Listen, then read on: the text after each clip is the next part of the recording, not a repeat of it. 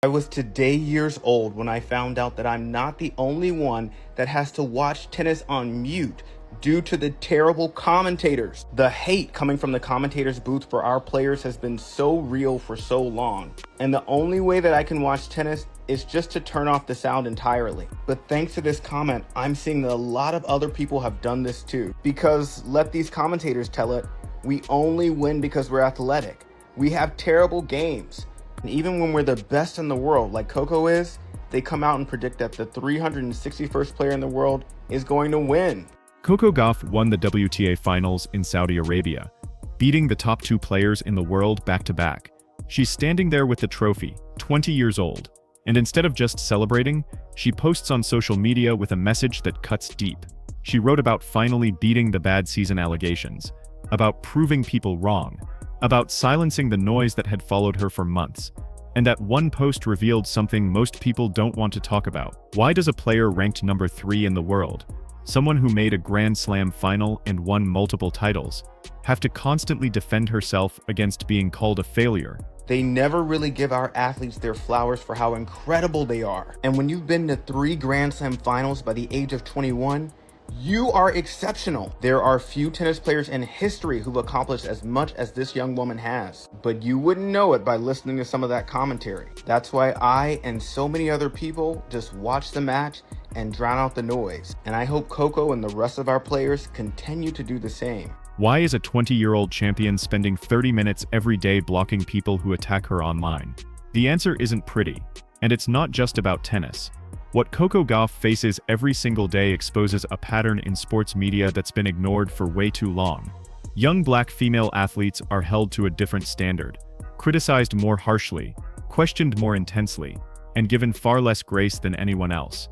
And when they dare to speak up about anything beyond their sport, the backlash is immediate and brutal. This is about how the media treats Coco Gauff, but it's really about something much bigger. Predicted Coco Gauff's downfall, and she won anyway. The tennis media establishment was so against Coco Gauff that they predicted that she would lose to the 361st player in the world in the semifinals. For context, Coco is ranked number 2 in the world. When have you ever seen anyone predict that the world number 2, a Grand Slam champion, was going to go down to 361 of anything? And before you say that this was some random sports writer making this prediction, it was not. It was the executive editor of Tennis Magazine, Steve Tigner. Tennis Magazine is the biggest tennis publication that there is. The double standards are obvious once you start paying attention. The question is, why does it keep happening? Let's talk about what the media decided was Coco's terrible season in 2024. Headlines everywhere declared she was struggling, underperforming, in a slump. Here's what actually happened. She reached the semi-finals of the Australian Open, made the final of the French Open, won tournaments in Auckland, Beijing, and China, ended the year ranked number 3 in the world. For most players, that's an incredible season. For Coco, it was labeled a disappointment. Executive editor of Tennis Magazine was so angry that Coco won that he wrote the nastiest article describing her victory. Remember, this is the same guy that predicted that Coco would lose to the player ranked 361st in the world. He repeatedly described Coco as getting lucky. He called the match off kilter. He called the match scrappy and said that it wasn't a thing of beauty. And he even threw shade on Gauff's mental strength and her strokes, saying that patience and resilience were more important than the beauty of your technique in that match. What? Now it gets even worse than this, but this article is so bad that you would have thought that Steve Tigner is being paid by Coco's opponent to write this crap. The narrative exploded at the US Open when she lost to Emma Navarro with 19 double faults. Suddenly, that's all anyone wanted to talk about. Her serve was broken. Her confidence was shattered. She couldn't handle the pressure. One bad serving day became the defining story of her entire year, erasing everything else she accomplished. Tennis analyst Andy Roddick called it out directly. He said criticism comes faster for Coco than it does for other players. Coco herself put it perfectly. The same results that get other players applauded somehow get her crucified. Same performance, completely different reaction depending on who's holding the racket. Rather than say anything good about Coco, who won that second set in a hurry, he just chose to say that the ball was sailing on Sabalenka, as if Coco weren't even on the court. And of course, in the end, he downplayed Gauff's win by saying that even though it was technically an upset, it wasn't even a surprise. Now again, this is the same guy who said that she'd be losing to number 361 in the world because her game was evenly matched. He refuses to say the truth. Coco played exceptionally, and no one could have beaten her on that day. She's 20 years old, already won a Grand Slam, already ranked in the top 3, accomplished more than 99% of professional tennis players ever will, and somehow that's still not enough to protect her from being called a flop after one tournament loss. But Coco keeps showing up, she keeps competing, she keeps winning, and every time she does, the people who spent months saying her career was falling apart go suspiciously quiet. Your wins get footnotes. Your losses get headlines. The pattern becomes impossible to ignore once you start looking for it. When male tennis players struggle with their serve or have technical issues, commentators talk about mechanics and adjustments. It's analytical, almost sympathetic. When Coco has the exact same problems, suddenly it's about her mentality, her confidence, whether she can handle being a champion. The language completely changes. Tennis Channel, you need to fire your executive editor, Steve Tigner, because there is no way that he should be insulting about the greatest American champion of her generation. You cannot get upset that pickleball is surpassing tennis when you talk about statistically one of the greatest players ever at her age this way. Look at how Carlos Alcaraz gets covered. He's young, he's had ups and downs, he's lost matches he should have won. The media calls him a future legend still finding his way. He gets patience and understanding. Coco gets immediate questions about whether she's peaked too early. She's the same age, dealing with the same pressures, but the grace extended to him evaporates when it comes to her. And it's not just tennis. This happens across every sport. When male athletes speak out on social issues, they're called brave and principled. When female athletes do it, especially black women, they're told to stay in their lane. LeBron James opens schools and criticizes politics, and gets praised for using his platform. Coco does the same thing, and gets thousands of comments telling her to shut up and play tennis. The speed of the pile-on is what really shows the bias. Coco loses one match, and within hours there are dozens of articles analyzing what's wrong with her game, her coaching decisions, her mental state. Other top players can lose 3 matches in a row, and barely get a mention. The scrutiny she faces isn't just intense, it's disproportionate, and everyone pretends not to notice. Coco revealed something that most athletes won't talk about publicly. She spends 30 minutes every single day blocking people on social media. 30 minutes. That's not casual scrolling or ignoring a few negative comments. That's a dedicated chunk of her day fighting back against a tidal wave of harassment that never stops coming. The attacks aren't just about tennis. People go after her appearance, her family, her character, everything. They question her intelligence. They mock her voice. They dissect every outfit, every interview, every post looking for something to criticize. And this isn't coming from a handful of trolls. It's thousands of accounts, relentless and coordinated, waiting for any opportunity to tear her down. She's not alone in this either.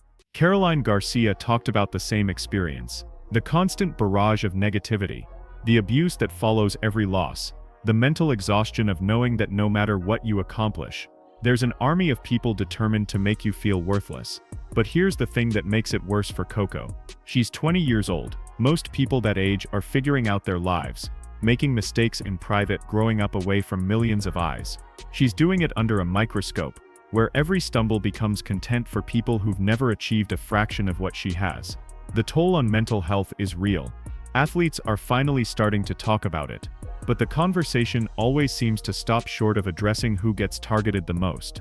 Young black female athletes face a specific kind of viciousness that other players simply don't experience at the same level, and when they mention it, they're accused of playing the victim or being too sensitive. Can't win either way. Coco has never been quiet about issues that matter to her. She's spoken at protests, she's criticized policies in Florida, she's used her platform to talk about equality and justice. And every single time she does, a chorus of voices tells her the same thing. Stick to tennis. Stay in your lane. Nobody cares about your political opinions. When she criticized Florida politics, The backlash was immediate. Thousands of comments flooded her posts telling her to shut up and play. Conservative media outlets wrote articles questioning why a tennis player thinks her opinion matters. Radio hosts mocked her for thinking she could inspire change. The message was crystal clear. Your job is to entertain us, not challenge us. This isn't new. Serena Williams faced the same treatment for years. Every time she spoke up about inequality or unfair treatment, she was labeled difficult, aggressive, angry. She got penalized for things male players did without consequence. She was told to be grateful for what she had and stop complaining. The pattern repeats with every generation of black female athletes who refuse to stay silent. Now compare that to how male athletes get treated when they speak out. When an NFL player starts a foundation or comments on social issues, he's called a leader and a role model. Sports networks praise him for using his platform responsibly. Magazine covers celebrate his activism. But when Coco does the exact same thing, she's overstepping. She's being divisive. She needs to focus on her sport. The double standard isn't subtle. It's blatant, and the fact that it keeps happening means it's not accidental. There's a specific discomfort with young black women having opinions and believing their voice matters beyond whatever game they play. That discomfort reveals everything about who gets to be seen as fully human and who gets reduced to their athletic performance. In 2024, Coco Gauff was named the flag bearer for Team USA at the Paris Olympics. Historic moment. She became the youngest American tennis player ever to receive that honor. Her peers voted for her.